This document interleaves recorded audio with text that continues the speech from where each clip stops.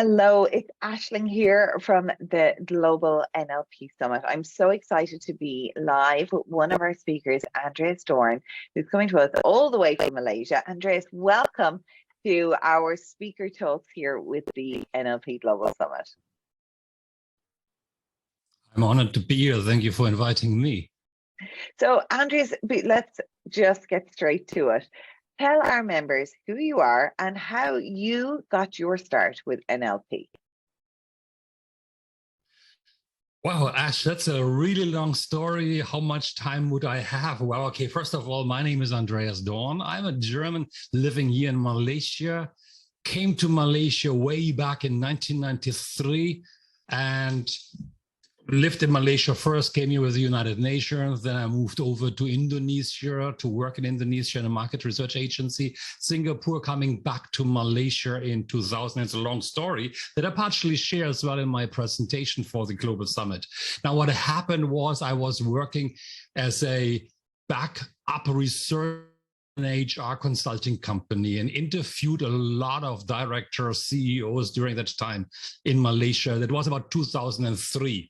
And many of them, leaders, told me it's hard to change behaviors. It's really hard to change behaviors. And I nearly got hypnotized by that myself. I was always in the change world, but I thought like maybe it's really hard to change behaviors and so on. But then I had a chance to come to a 2 days introduction to NLP way back in 2003. And I found a way, firstly, realizing, wow, there is something that helps people make rapid transformation to where they want to go. And I decided along that line, I want to become an NLP trainer. And that was a longer story as well, because I, along that line, somewhere in 2005, realized, despite being happy in Malaysia, excited, I love the country, I love Asia, I love the food, I love the people, I realized as well, somewhere I got stuck.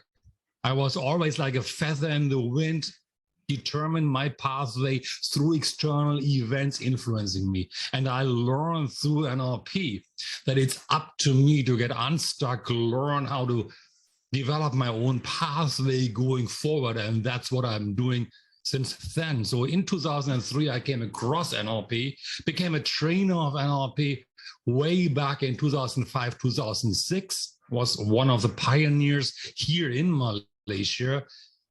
And then together with my wife, opened my own company, Asia Mind Dynamics. We, both of us, my wife and I, we train NLP, where we are certified as trainers, hypnosis, hypnotherapy, timeline therapy techniques, language and behavior profiles, all the tools of the mind, basically helping people to break through what they believe is holding them back to reach a different level in their life.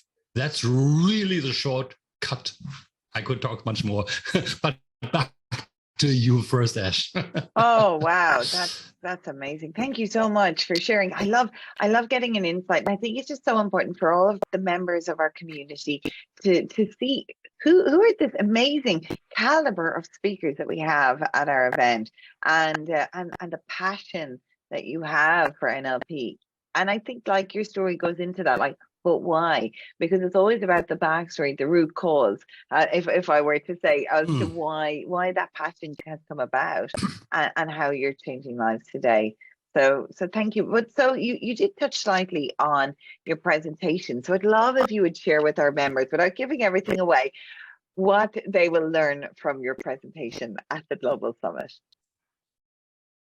Sure. My presentation is called, I think, something like powerful ways to thrive in a world full of chaos. And if you look back over the last 2 or 3 years, it was a huge chaos, and it's still an ongoing chaos, from COVID, the war in the Ukraine, the great resignation, economic upheaval, inflation. It won't stop. So people are kind of frustrated, anxious, tired of all those changes, which is taxing on our soul, on our mind, on our body, on our circumstances. They're worried what happens to me, no matter if they're younger or if they're older. So I want to, in my presentation, I'm guiding people back into their own resourceful state partially looking back into the past, and I'm going to give right back something that we all have experience within us of how to succeed in stressful situations already anyway. As Milton Erickson was saying, or it comes directly from NLP, we have all the resources to succeed within us already anyway. But many times we don't see that, right? Many times we are so influenced by external circumstances and forget about. Sometimes it's good to slow down, go a little bit inside and check out what do I have within me already to help me stay relaxed, stay healthy, stay ecological, and everything is going to turn out well without capturing all the resources I have within myself. That's what my presentation is all about. That is very exciting. Nutshell. It's in English, right? Not German, promise? Now you broke off. Come Again. Again. I said it's in English, right? You were breaking up just now, sorry. Come again? I said, sorry, Andreas. It's in English, right? Not German. You started speaking a little German there. So double checking. Of course, yes. But do you do NLP training in German? Interesting. This is a very interesting question. I don't do it in German. I learned all the NLP, all the hypnosis, everything. I learned in English. So it's just like a different neurology whatsoever. It's differently coded inside here. And then I'm sometimes going back. Okay, I speak hypnotic language patterns when I'm in Germany or when I'm communicating or talking to my mom on the phone because she's 98 years old and I'm trying to get her into a positive, good state and she's a bit unhealthy at the moment. But to train NLP in German or hypnosis in German, it feels like really, different, awkward. And I don't know if I could do it. It's a different neurology. I could do it. Of course, it's a change in mindset, but I think I'm more comfortable right now. And it's okay to be comfortable sometimes to just train that stuff in English. Yeah, no, I get you. And I've heard that from a lot of the trainers too. But I was just wondering if you did translate across. So glad to hear your presentation is in English and it sounds amazing and it's very relevant right now. Very, very relevant. Why was it important for you to be involved with the NLP Global Summit, Andrea? Yes, first of all, thanks to all the organizers for doing the amazing work you are doing all across the world. I didn't know that you are living in Australia. So it actually really shows it's a global summit, not just a US summit, and you're claiming to make it global along that line. That's really awesome. And you mentioned earlier that there are people from all across the world. And that's my positive intention around there as well, that I can really network, learn from other great NLP trainers. I have my own style of training. Other people have their own style of training. We always can learn from each other. There's, in my world, in my thinking, there is no competition. Everybody is trying to help people to get to a different level, helps them to create a life they want. And to me, being in your speakers Facebook group, it's about networking, getting to them, learning from them, and building relationships, making friendships. That's what it is all about, isn't it? Yeah, it is. Because I think. Can you hear me? I'm still here. I can. There's a little bit of a breakup, Okay. so I hope. I'm sorry if that's coming out in the recording that everyone is watching. So please bear with us. I have the feeling you're a little bit behind sometimes. Oh, I'm sorry. 2-3 seconds gap or the so. internet. No, it's fine. It's fine. It's fine.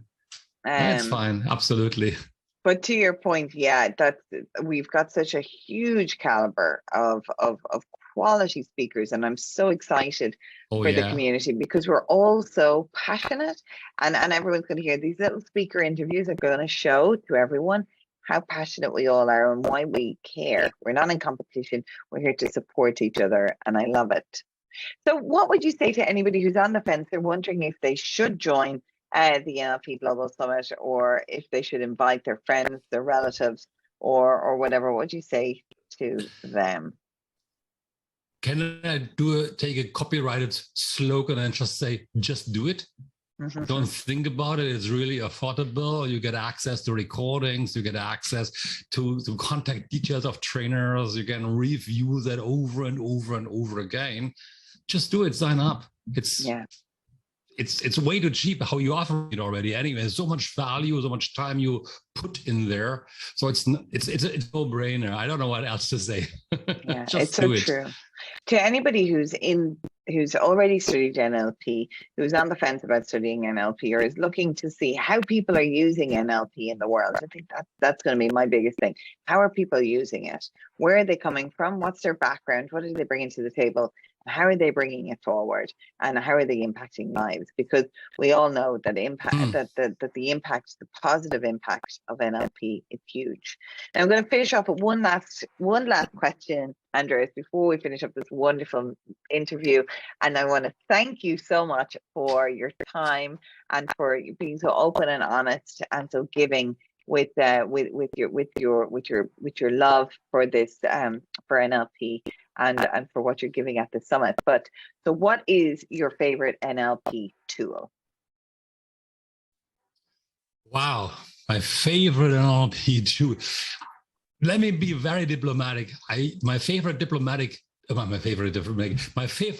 is the one which is most appropriate at that point of time for me.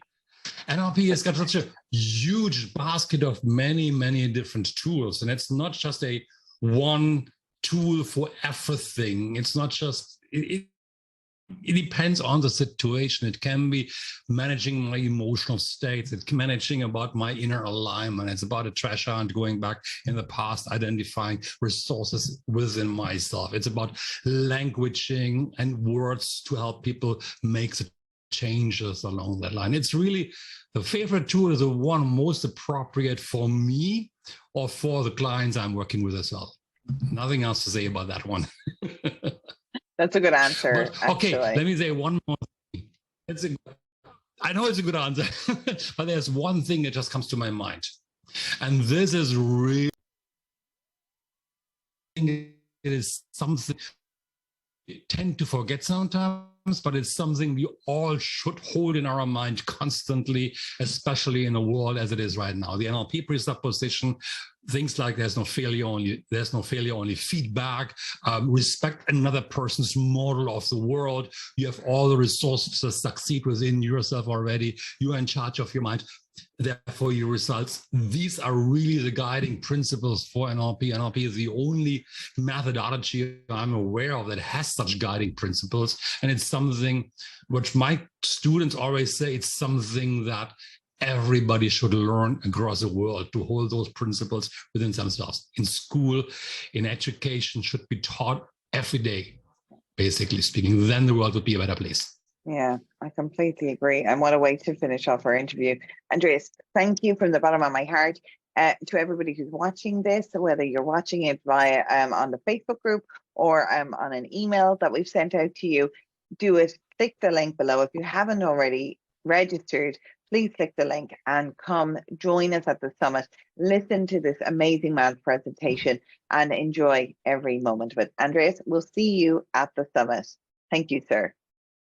And I thank you so very much. Bye-bye then.